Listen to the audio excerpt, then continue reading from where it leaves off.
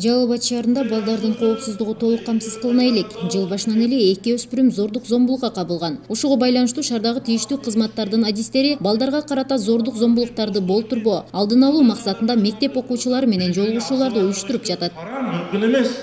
Жылы 3 жаш өспүрүм ата-энелер тарабынан зордук зомбулукка кабылышкан. Бирөөсү Сузак районунун Кызыл Октябрьский айылынан Чехова көчөсүндө небересин алып келип койгон.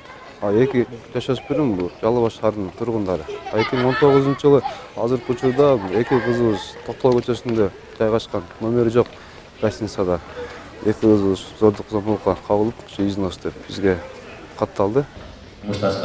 Шаардагы тийиштүү кызматтардын адистери менен болгон жолугушуу мектеп окуучулары үчүн пайдалуу болуп жатканы байкалат. Окуучулар кеңири пикир алышуу менен өздөрү кызыккан суроолорго да кенен жоопторду алышууда. Деген менен жаш балдардын интернет аркылуу терс багытта бурулуп кетиши толук ыктымал.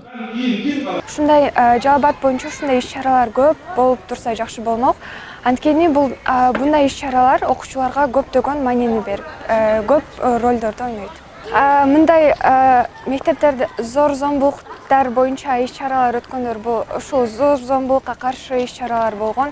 Ошондой эле рекетирство жана ошондой эле мигранттар ата-энелери башка жактарда жүрүп балдарын чоң ата чоң энелеринин колунда калтырып, ушундай боюнча семинарлар көп болуп турат биздин мектепке келип.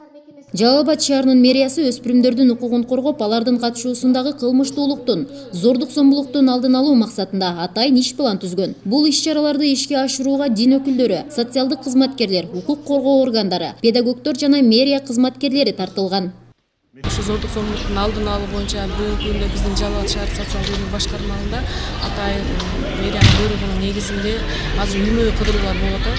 Эң негизгиси ушу турмуштун ой куралына калган балдарыбызды алдын ала алукту, ошо зордук зомбулуктун алдын алуу, болтурбоо максатында ушул үймө кыдыруу болуп атат да.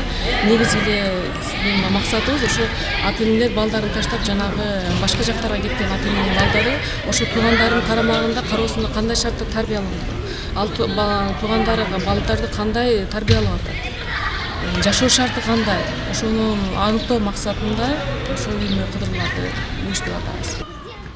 Эске сала кетсек, өткөн 2018 жылы Жалал Абад шаарында зордук зомбулукка кабылган 3 өспүрүм катталса, бул жылы жыл башынан эле 2 жаш өспүрүм катталып турат. Демек, шаарда балдар укуктары жана аларды камсыз кылуу жагынан аткара турган иштер арбын. Ал эми көрүлүп жаткан аракеттер кандай жыйынтык берерин убакыт көрсөтөт. Жумагүл Закирова, Аскарбек Сабаев, Жалал Абад шаары.